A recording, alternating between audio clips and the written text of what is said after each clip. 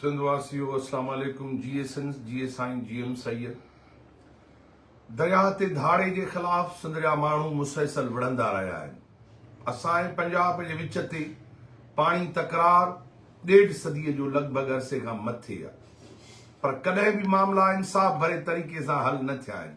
Rao commission खां वठी 91 जे पाणी ठाह ताईं, पर अंग्रेज जेसी हुया सिंध अंग्रेजनि जे एम्पायर में हुई त सिंध सां पाणी जे मामले में इंसाफ थियो। पर हींअर 77 सालनि जी तारीख़ उन ज़ुल्म सां भरी पई आहे त दरिया ते धाड़ा मुसलसल लॻनि था। उहो ई सबबु आहे त सिंध जी डेल्टा तबाह थी वई आहे, पीअण जे पाणी जे लाइ जर ख़तम थी विया आहिनि, ज़मीनूं गैराबाद थी वयूं आहिनि। पर जॾहिं ज़रदारी पंहिंजे इक़्तिदार ऐं फुरलुट जे निज़ाम खे सघारो ऐं डिघो करणु घुरियो, तॾहिं हुन कैनालनि जो मंसूबो पाण मंज़ूर कयो ऐं ग्रीन इनिशिएटिव जे नाले सां पीपुल्स पार्टी ज़मीनूं ऐं धाड़ा दरिया ते हणाइण जा फ़ैसिला कया ऐं ज़मीन बि लुटिजी वई ऐं टूरिज़म बि खसराइनि पिया। हाणे मिनरल्स एक्ट हाणे जेके मादनियात आहे सिंध जी उहे बि खसराईंदा। पर दरिया बचायो तहरीक ऐं सिंध जे कॉम्प्रस फ़िक्र जीएसन महाल हिकु डिघी जदोजहद कई ऐं ॿियनि क़ौमी पार्टियुनि कॉम्प्रस पार्टियुनि, पर उनमें सिंध जी सिविल सोसाइटी, वकील, शाइर, अदीब, आबादगार सभु विढ़िया। वकीलनि खे मां जस थो ॾियां, उन्हनि जो एतिरो ई किरदारु हो। हाणे जहिड़ो जदोजहद सिंध जी क़ौमी तहरीक ऐं कॉम्प्रस तहरीक सियासी धुरनि जी आहे। ही 1.5 साल ताईं एलाज़ कंदा रहिया पीपला त सीसीआई जी मीटिंग थिए, पर सीसीआई जी मीटिंग न पई थिए। असांजे धरणनि जदोजहदनि हुननि खे मजबूर कयो त सीसीआई अनाउंस कयूं। पीपुल्स पार्टी बम्बई जे सीसीआई जे इजलास लाइ जशननि जा ऐलान कया, पर सिंध उन्हनि जे जशननि खे रद्द कयो हो, छो त सिंध पंहिंजे दरिया जे दाइमी सलामती ज़मीनुनि ते विलार जे ख़िलाफ़ संदरो ॿधी मैदान में आई ऐं सॼी सिंध खे इहो क़ौमी सलाम आहे त हुननि फ़िक्रे जीएम सैयद तहत अदम तशद्दुद जेको सिंधियुनि जे सदियुनि ताईं ख़मीर जो हिसो आहे, रवादारी ऐं अदम तशद्दुद, उनजो असां दुनिया खे नओं मिसाल वेझी तारीख़ में ॾिनोसीं त का बि वायलेंस न थियो। अमुन सां ऐं नॉन वायलेंस ऐं अदम तशद्दुद जो आला रवायती सिंध जे माण्हुनि जदोजहद में मिसाल क़ाइमु कयो ऐं पोइ उहा सीसीआई जो जशन तारीख़ जी दांगी मलजी पीपुल्स पार्टी जे मुंहं ते लॻी ऐं वरी असां वज़ीर आज़म ऐं मुल्क जे निज़ाम खे मजबूर कयोसीं त 28 मई ते हंगामी इजलास करे ऐं हाली फ़ैसिलो पोइते कयो वियो आहे। ख्वाजा आसिफ वरी पीपुल्स पार्टी जे उन कूड़ी दावाउनि ते दांगी मली त ही मुलतवी कयो अथऊं हालात जे तनाज़ुर में, पर सीसीआई मामले खे ख़तम कराए न सघी त कैनाल मुकमिल ख़तम कयो। ॿिया धाड़ेल वाह ग्रेटर थल कैनाल खां वठी Chashma link canal, Panjnad canal, TP canal, धाड़ेल वाहन जा केतिरा नाला खणा। इहो त ज़ुल्म जो दास्तान आहे जेको मरहूम भुट्टे खां वठी शुरू थियो हो या 77 में 1947 खां पोइ पंजाब पंहिंजा कब्ज़े जा चंबा सॼे रियासत जे मथां खोड़े सभु शयुनि जी लुटमार कई। पर अॼु ही तव्हांजी वॾी फतेह थी आहे। सिंध जे माण्हुनि हुक्मराननि जा गोॾा खोड़ाए उनखे हेठि विहारे छॾियो, न त हिन मुल्क जी सरकार जी तारीख़ रही आहे त हू मज़लूमनि जे नारनि जा जवाब गोलियुनि सां ॾींदा आहिनि ऐं पीपुल्स पार्टी जेका लुटेरा जमायत आहे जंहिं सिंध जे माण्हुनि खे सदियूं पोइते कयो आहे, हिन जो इक़्तिदार बर्बादी आहे सिंध जे लाइ। करप्ट ऐं लुटेरा, उहे लुटेरा था चवनि त हीअ जीत उन्हनि जी आहे, हीअ त मिसकीन माण्हुनि जी जीत आहे। हीअ त सिंध जे कॉम्प्रस कारकुननि, हारी नारी, अदीबनि, दानिश्वरनि, न्याणियुनि ऐं माउनि जी जीत आहे। ही कारे कोट वारा बहादुर पुट हुआ जिन सिंध जे कॉम्प्रस्तनि जे सॾ ते लबे करे पहिरियों रैली हैदराबाद में कढी, वरी हैदराबाद खां कराची आया, वरी कराची में निकिती ऐं पोइ बबलो वेठा जिते सॼी सिंध उन मर्कज़ खे क़ौमी मर्कज़ ऐं क़ौमी मोर्चे में तब्दील कयो। उन्हनि पंहिंजो कमु बहादुरी सां निभायो। मां हारनि नारनि शागिर्दनि सभिनी खे ख़राज पेश कंदे चवां थो त सिंधु दरिया कोटड़ी खां हेठि नथो वहे, समुंड सां उनजो मेलाप नथो थिए। गुड्डू सखर ऐं कोटड़ी बाराज ते पंहिंजे हिसे जो पाणी असांखे नथा ॾियनि। हिनमहिल ख़रीफ़ तबाह थी वियो, कणिक न थी, सारियूं न थियूं, हाणे रहियल ख़रीफ़ हो ऐं हिन वक़्तु बि ॾुकर जहिड़ियूं हालतूं। न पीअण जो पाणी आहे, कैनाल त कैंसिल कया अथनि, मुलतवी कया अथनि, पर तव्हांजे आॾोर खां त पीअण जे पाणी जो कराची शहर खां वठी सॼी सिंध में बहिरान आहे। असांजी पुरमन जदोजहद जारी रहंदी। नौजवाननि खे चवां थो, ए सिंध जा दिलेर फर्ज़ंदो, साईं जीएम सई जे अदम तशद्दुद जे फ़िक्र ऐं ॻाढ़े झंडे जी ताक़त आहे। संजे माण्हुनि उन झंडे खे मान ॾिनो आहे। तव्हां अदम तशद्दुद वारी राह ते हलो ऐं क़ौमी जदोजहद जो तंज़ीमी ऐं अवामी ऐं इनकलाबी अमल जो हिसो थियो। नारेबाज़ी लफ़ाज़ी जो शिकार न थियो। ए बुज़ुर्गो, मुंहिंजूं मावरूं, उहे बच्चा जेके कफ़न पाए बबरलो ते आया हुआ, हीअ जंग जारी रहंदी। फेडरेशन में ज़ुल्म जो ख़ात्मे ताईं, कब्ज़े गिरियत ऐं विलार ऐं लुटमार जे निज़ाम जे ख़ात्मे ताईं असां साईं जीएम से जा पैरोकार जदोजहद जारी रखंदासीं।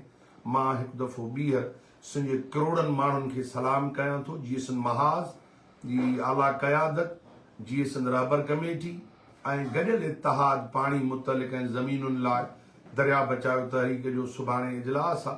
उन खां पोइ असां पंहिंजो फर्दर ऐं आईंदा लाइ अमल जो ऐलान कंदासीं। कल पीपल्स पार्टी जी जेको मुनाफ़त सिंध दुश्मनी वारो किरदारु हुयो उहो ज़ाहिर थियो।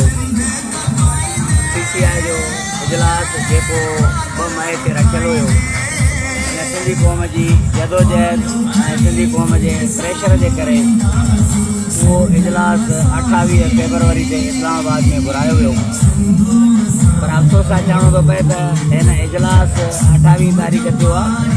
पीपल्स पार्टी पाण ई हिन कैनालनि जी मंज़ूरी ॾिनी, पाण ई कारपोरेट फार्मिंग खे उहे धारियुनि खे ज़मीनूं ॾिनियूं ऐं वरी पोइ कलाबाज़ी खाधऊं त असां वॾा सिंध दोस्त ऐं एहतजाज कयूं।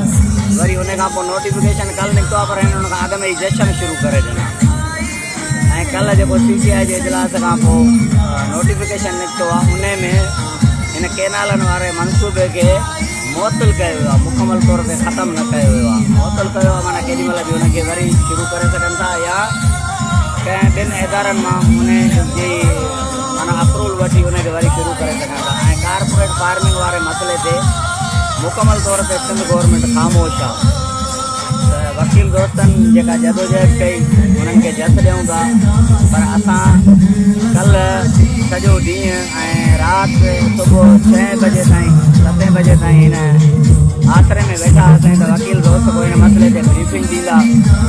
कल्ह शाम खां वठी जेको हिते जशन वारो माहौल हुयो ऐं फायरिंग, मुख़्तलिफ़ क़िस्म जूं ॻाल्हियूं अफ़वाहूं, पर केर बि उन जे हवाले सां हिते आम जेके माण्हू असां वेठल हुया या असां वेठल हुआसीं, कारकुन वेठल आहे, कंहिंखे बि ॼण कंहिं सही तरीक़े सां ब्रीफ कोन करे सघियो। हींअर अॼु 29 अप्रैल सुबुह जो टाइम आहे। माण्हू त पंहिंजे उन हिसाब सां अचनि पिया, पर अञा ताईं स्टेज ते केरु कोन आयो आहे, न को कंहिं का अञा ताईं ब्रीफिंग ॾिनी आहे। सो असां वेठा आहियूं, अञा ताईं कंफर्म को बि नोटिफिकेशन कोन निकितो आहे कारपोरेट फार्मिंग जे लाइ। ऐं कैनालनि वारे मसइले ते इहो आहे त तव्हां नोटिफिकेशन पढ़ियो हूंदो, सोशल मीडिया ते हले पियो, त उन में वक़्ती तौर ते उन कैनालनि खे मुअतल कयो वियो आहे। असां सम्झूं था त जिते पंजाब साम्राज, त उते पीपल्स पार्टी बि उन्हनि जी वॾी दलाली कंदे उन्हनि जी सलाहकार ऐं सहूलियतकार रही आहे। इहो फ़ैसिलो सिंधी क़ौम खे करिणो आहे। असां चवंदा आहियूं त जे दरिया असांजे गुज़र सफ़र जो ज़रियो आहे, त हे रोड रस्ता ऐं रेलुनि जा रस्ता इहे पंजाब जे साह जी रग आहिनि, उन्हनि जे गुज़र सफ़र जो ज़रियो आहे। सिंधी क़ौम खे सोचणो पवंदो त असांखे अॻे पोइ एहतजाज करे पंहिंजे हिन सभिनी मसइलनि जो जेको हल आहे, इहो जेको ग़ुलामी जो हल आहे, रोज़ कॾहिं कालाबाग डैम, कॾहिं तल कैनाल, कॾहिं NFC अवॉर्ड, कॾहिं जेको आहे सो अरसा जूं ज़्यादतियूं, त कॾहिं जेको आहे सो असांजे वसीलनि जी पुरलुट, कॾहिं असांजे ज़मीनूं धारियुनि खे अलाट करणु उन्हनि जी पुरलुट, उन्हनि सभिनी मसइलनि जो हल फ़िक्र साईं GM सैद में आहे। ऐं उन्हनि सभिनी जो मसइलनि जो हल इहो आहे त असां पंहिंजे वतन खे आज़ादु करायूं, सिंधु देश खे आज़ादु करायूं, त हिन ग़ुलामी ऐं हिन सभिनी मसइलनि मां हल हिननि जो हासिलु करे सघिजे थो। पर उहो तॾहिं थींदो जॾहिं असां सिंधी क़ौम पाण में ॿधी इतफ़ाक़ ऐं इतिहाद पैदा कंदासीं ऐं ताक़त जे ज़ोर ते उहा आज़ादी हासिलु कंदासीं। बाईपास धरणे ते सिंधी वकीलनि पारां लॻल धरणे में सिंध सभा पंहिंजे मर्कज़ सूदी ऐं मुख़्तलिफ़ वक़्तनि ते मुख़्तलिफ़ ज़िलनि तहलकनि यूनिटनि जे साथियुनि सूदी मौजूदु आहे। ऐं 12 ॾींहं आहे सिंध सभा न त अहिड़ी का पर्ची स्टेज ते मोकिली आहे त भाउ असांजो तकरीर करायो, न ई अहिड़ी ख़्वाहिश आहे। तोड़े जो एक ॿ दफ़ा सॾु बि कयो महिरबान वकीलनि, पर मुंहिंजो इहो ख़्यालु आहे त ॻाल्हि तकरीर उन खां त वधी वई आहे ऐं ॻाल्हि टेक्निकल जुमिलेबाज़नि खां बि वधी वई आहे। सिंध सभा सम्झे थी सभ खां पहिरियां वकीलनि जी जेको कमु करे ॾेखारियो आहे उहो सिंध जी सियासी मंज़र में चुरपुर जे चौफेर ॿधल बंद खे टोड़ियो आहे ऐं इन जुमिले खे जेको हर अॻवान या उनजो क़रीबी साथी चवंदो आहे त बाबा तकड़ि न कयो, तकड़ि न कयो, तकड़ि न कयो, दुश्मन सघारो आहे, हिकमत अमलियूं ऐं गस कढिबा, हीअं थींदो हूअं थींदो, 77 साल लगातार हिन में गुज़री विया। असीं सम्झूं था त मसइलो जंग खां सवाइ हल न थींदो। सिंध सभा सम्झे थी त सिंध जो मसइलो जो त ही को बि ग़ुलामी आहे, जीअं असां अंग्रेज़नि जा ग़ुलाम हुयासीं उन्हनि त असां तां बंदूकुनि ऐं फ़ौज सूदो हमिलो कयो हुयो ऐं आज़ाद सिंध ते हमिलो करे कब्ज़ो कयो हुयो, उनजा ग़ुलाम हुयासीं ऐं उन ग़ुलामीअ मां निकिरण जे लाइ हिकिड़े पासे साईं GM सैयद असेंबलियुनि अंदरि रोड रस्तनि ते हो, ॿिए पासे वतन जा कफ़न आज़ादी या मौत सूर्य बादशाह गोरीला वेड़ विड़ी रहियो हुयो, टे पासे रूपलो कूली कारूंजर जे कोर में विड़ी रहियो हुयो, चौथे पासे हेमू कालाणीअ जे अॻवाणीअ में नौजवान ऐं ईअं ॿिया बि बच्चू विद्यार्थी थियो, हाणे घणा ॿिया माण्हू बि आहिनि। असां ईअं नथा चऊं त इहे 4-5 दोस्त अॻवान वॾड़ा जेके ॻणायासीं बसि इहे ई हुया, सॼी सिंध जिदोजहद करे रही हुई त बाबा असां ग़ुलाम थी विया आहियूं, असां ते कब्ज़ो थी वियो आहे ऐं असां इन जे लाइ अंग्रेज़ सां पंहिंजो जान आजी कराईंदासीं, आज़ाद थींदासीं, हिकिड़नि अदम तशदुद ते हिकिड़नि तशदुद ते, पर सभिनीनि जो मक़सदु सिंध हुई। उन खां पोइ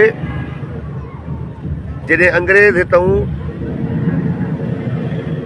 एशिया जे जिदोजहद ऐं तहरीकुनि जे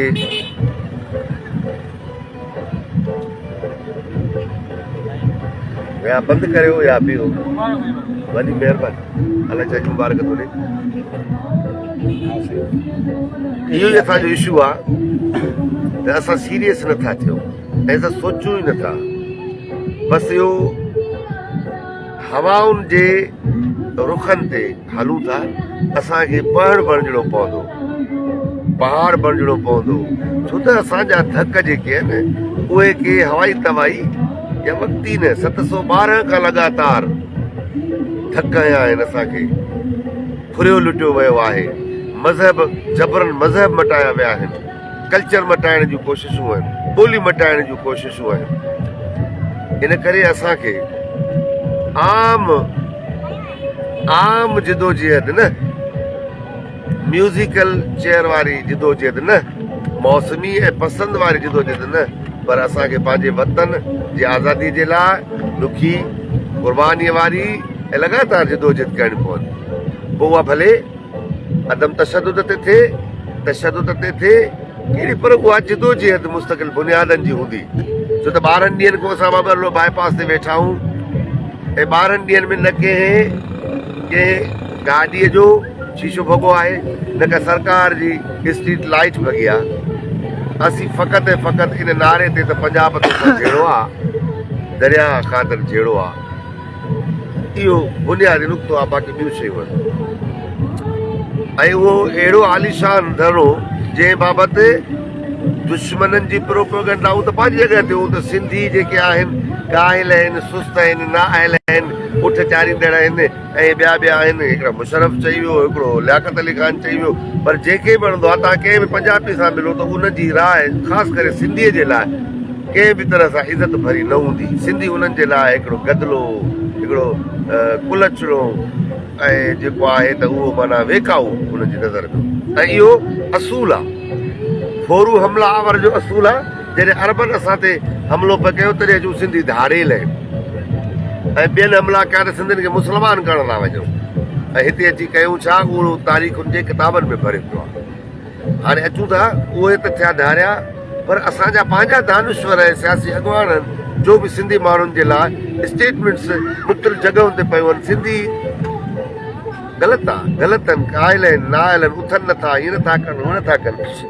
ऐं हिन धरणे उन्हनि जे मुंहं ते रुगो कार न मिली आहे, उन्हनि जे मुंहं ते तओ न मिलियो आहे, उन्हनि जे मुंहं ते तेल वारो पादर बि हयो आहे त माण्हू तयार आहिनि। तव्हां नाअहल आहियो, काहिल आहियो, काइर आहियो, बेकाऊ आहियो, तव्हां ई उहे बंद बधी नफ़्सियाती उर्बो जेको दुश्मन हलायो आहे उनखे असांजे पेरनि ताईं, असांजे पाड़ ताईं खणी आया आहियूं। इन लाइ असांखे दुश्मन सां गॾु पंहिंजे घर अंदरि दुश्मन जे यारनि, पघारदारनि, एजेंसियुनि, गद्दारनि, जासूसनि, एजेंटनि, इन्हनि सभिनीनि खे अख में रखिणो पवंदो।